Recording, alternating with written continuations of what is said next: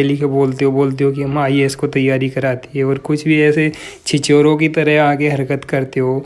मतलब लक्ष्मण जी, राम जी, कृष्ण जी, और या फिर किसी और भगवान के ऊपर जो किसी धर्म के महान थे, उनके ऊपर तुम मजाकिया टिप्पणी करते हो।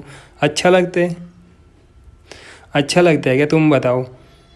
छिचोरे, मतलब तुम्हारी उम्र 60-70 साल की उम्र होगी, पढ़े लिखे हो, तुम कोचिंग सेंटर चलाते हो यार, अच्छा लगता है क्या तुमको? तुम ऐसी छिचोरी बच्चों वाली हरकत करते हो, एक 16-17 साल के बच्चे की तरह तुम मजाक करते हो भगवानों का। है सेंस है कोई?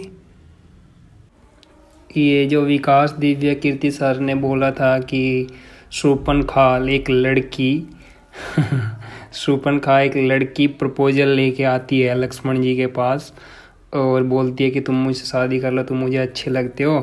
और कोई अगर प्रपोज कर रहा है तो उसकी नाक क्यों काट दी। फिर राम जी के पास जाती है, राम जी को प्रपोज करती है, वो उसको बोलते हैं कि लड़की कोई सुंदर लड़की प्रपोज कर रही है तो मना कर दो, उसकी नाक क्यों काट दी। अरे अकल के अंधो, ऐसा नहीं हुआ था। हर जगह मतलब कुछ भी घुसेड़ दोगे। शूर्पणखा को लड़की बना दिया, जो आदमियों को मार के खा जाती है, कच्चा चबा जाती है, उसको लड़की बना दिया। तुम्हारे जैसों को तो ना वो एक बुगड़ में खा जाती। शूर्पणखा थी वो। वहाँ पे था क्या, सिचुएशन क्या थी, कोई सोचो। अगर तुम थोड़ा अध्यात्म से जुड़ोगे ना तो सिचुएशन को परखोगे, ऑब्जर्व करो कि हाँ ये सिचुएशन रही होगी। या फिर तुमने कोई अच्छी किताब, रामायण, अच्छी वाल्मीकि जी की कोई अच्छी रामायण तुम्हारे हाथ लगेगी तो तुम्हें वहाँ से सही प्रसंग पता चलेगा कि सिचुएशन क्या थी। ऐसा नहीं था कि एक सुंदर लड़की आई शूर्पणखा और उसने लक्ष्मण जी को प्रपोज किया और लक्ष्मण जी ने बस धड़ाक से उसकी नाक कान काट दिए कि जा, मैं तेरे से शादी नहीं करता, मैं तेरे नाक कान काट दूंगा। ऐसा नहीं हुआ था, ठीक है। वहाँ पे एक बात तुम बताओ, कहीं किसी जंगल में तुम हो, तुम्हारे बड़े भाई है जिनका तुम सम्मान अपने पापा की तरह करते हो, तुम्हारी बड़ी भाभी है जिसका सम्मान तुम अपनी माँ की तरह करते हो, ठीक है, और तुम हो, और वहीं पे कोई हरामी परवर्ती की लड़की जो जो आदमियों को काट के खाती है, मांस खाती है, हरामी है, उसको पता नहीं उसके कितने बॉयफ्रेंड है, और तुमको आगे तुम पसंद आए उसको, तुम अच्छे लगे, तुमको आगे प्रपोज करती है, और तुम्हारी भी शादी हो रखी है, तुम्हारी वाइफ तुम्हारे घर में है, वो तुमको बोलती है कि मैं तुमसे शादी करना चाहती हूँ, लेकिन तुम बोलते हो देखो मैं शादीशुदा हूँ, फिर भी मैं अपनी लाइफ के कोई डिसीजन नहीं ले सकता अपने भैया के बिना।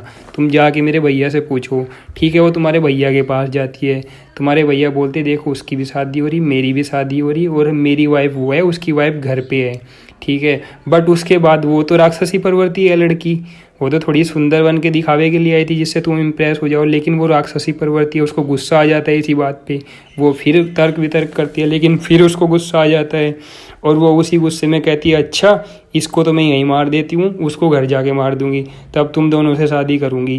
क्योंकि उसको घमंड है, वो आदमियों को मार के खाती है, वो मुर्गों को खाती है, कटड़े बकरों को खाती है, वैश्या है वो, उसको तो अपनी कामना पूरी करनी है, तो वो झपटती है तुम्हारी भाभी की तरफ। अब तुम उस सिचुएशन में क्या करोगे? हाथापाई पहले तो उसको रोकोगे, जुबान से वो नहीं रुक रही है, पकड़ने से वो नहीं रुक रही है, तुम्हारे बस में नहीं आ रही है, तुम्हारे पास कुल्हाड़ी है, कुछ भी है, तो तुम मतलब पहले बातों से नहीं वो मान रही है, तुमने पकड़ा उससे नहीं मान रही है, गलती से तुमसे हाथापाई जब होती है पता होता है नाक पे लगा, कान पे लगा, कहाँ लगा, ऐसे ही लग गया गलती से तो ठीक है, उसके नाक पे ही लग गया गलती से। अब वो उसकी जब देखा उसने भाई ये तो दोनों तुमसे हैवी पड़ रही है, इसका तो कुछ, इनसे तो कुछ तो तुम्हारा हो नहीं सकता, तुमसे तो इनका कुछ बिगड़ नहीं सकता, जाके तुम अपने भाई को बताओ। भाई भी घमंडी, बट भाई घमंडी भी और कायर भी, तो उसने फिर उल्टा कर दिया। तो ये सिचुएशन सोचो, अब उस टाइम पे तुम क्या करते? ऐसे मतलब कुछ भी उठा के पेल दोगे, लक्ष्मण को लोंडा बता दोगे, शूर्पणखा को बहुत सच्ची सती सावित्री लड़की बता दोगे जो प्रपोज कर रही है। ऐसा नहीं चलता यार, कुछ रिस्पेक्ट करो, अपने भगवानों का रेस्पेक्ट करो, अपने बड़ों का रेस्पेक्ट करो। बड़ों का रेस्पेक्ट करोगे ना तभी रेस्पेक्ट मिलेगी। आपकी जो वीडियो चलती है ये इतने लोग देखते हैं, पसंद करते हैं आपको, आपकी हंसी मजाक की वजह से रेस्पेक्ट नहीं करते। ठीक है हंसी मजाक करो बट और चीज़ों पे करो। अब तुम अपने बाप के ऊपर ही मजाक करने लगोगे, अपनी माँ के ऊपर मजाक करने लगोगी, वो भी पब्लिकली। ठीक है तुम अकेले में अपने घर में बैठ के अपने मम्मी पापा को कुछ भी बोलो, मजाक करो, वो एक अलग चीज़ है, बट तुम पब्लिकली उनको मजाक बनाने लगो, कैसा लगेगा? और भगवान तो हमारे सबसे बड़े माँ बाप है, तुम उनको पब्लिकली दूसरे लोगों के सामने भी मजाक बना रहे हो यार। तुम मजाक बनाते हो अपने धर्म का, तभी बाहर के लोगों को मतलब मिलता है मौका। सीधी बात है, जब तुम अपने घर में अपने माँ बाप का तुम रेस्पेक्ट नहीं करोगे तो कोई और दूसरा कैसे करेगा। तो कुछ सोचो चीज़ों को बोलने से पहले।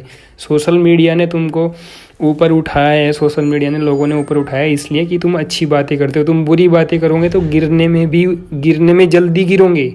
गिरने में टाइम नहीं लगता, उठने में टाइम लगता है। ठीक है, तो अच्छी बातें करो, अच्छा कंटेंट लेके आओ, धर्म की जो चीज़ें हैं उनमें डिस्प्यूट मत फैलाओ। फैमिली डिस्प्यूट वो नहीं, सोशल मीडिया डिस्प्यूट तुम फैला रहे हो यहाँ पे, तुम धार्मिक डिस्प्यूट फैला रहे हो। ठीक है, और अब आके बोलते हैं कि सोशल मीडिया बाजो, सोशल मीडिया वालों कभी बुक पढ़ने पे ध्यान दो, कभी बुक पढ़ने पे ध्यान दो। अरे तुम कहाँ से हो, तुम कहाँ पे आए हो अभी? तुम सोशल मीडिया वाले नहीं हो क्या? तुम क्या अपने घर वाले हो क्या? तुम बुक में बोल रहे हो क्या? तुम सोशल मीडिया पे बोल रहे हो ना। रही बात बुक पढ़ के, तो तुमसे यार धर्म के बारे में हमने बुक्स पढ़ी है, बाकी लोगों ने पढ़ी है। हर इंसान को घमंड होता है, रावण को भी घमंड था कि तेरे से ज़्यादा महान कुछ नहीं है। सर आप बहुत महान हो, आप बहुत बुद्धिजीवी हो, पर ये घमंड मत पालो कि किसी एक टॉपिक पे किसी को आपसे ज़्यादा या आपके बराबर नॉलेज नहीं हो सकती है। एक बच्चे को भी कभी कभी किसी चीज़ के बारे में हमसे ज़्यादा नॉलेज हो सकती है। तो किसी चीज़ का घमंड मत पालो। आप बुद्धिमान हो, बुद्धिजीवी हो, बहुत महान हो, बट सबसे ज़्यादा महान नहीं हो। आपसे ज़्यादा कोई भी एक चीज़ एक बच्चे को भी पता हो सकती है। घमंड मत पालो। घमंड रावण को भी था, उसका भी टूटा था। दुर्योधन का भी था, उसका भी टूटा था। बाकी लोगों का भी टूटा था। ठीक है, टाइम पे सबका टूटता है। ठीक है, ऐसे घमंड पाल के भगवान के ऊपर भी मजाक भगवान के ऊपर मजाक मत करो। बार बार बता रहे, टाइटैनिक बनाने वाले ने भी मजाक में बोला था कि इसको तो भगवान भी नहीं डुबो सकता। घमंड उसका भी टूटा था। ठीक है, यहाँ घमंड किसी का नहीं रहता। तो सर मजाक मत करो भगवान के ऊपर। इतने घमंडी मत बनो कि तुम भगवान का ही मजाक करने लगोगे अपने नॉलेज के दम पे कि मैं तो इतना बुद्धिमान, इतना बुद्धिजीवी हूँ, मेरे को इतनी नॉलेज है कि अब तो मैं भगवान का भी मजाक बनाऊँगा। लक्ष्मण जी को लौंडा बोलूँगा और राम जी को बोलूँगा कि उसने शंभुक का सर काट दिया था। कुछ भी उठा के मैं मजाक बनाऊँगा अपने धर्म के ऊपर। इतना घमंड मत पालो सर। कुछ रुको, थोड़ी देर के लिए ठहरो, सोचो तुम कहाँ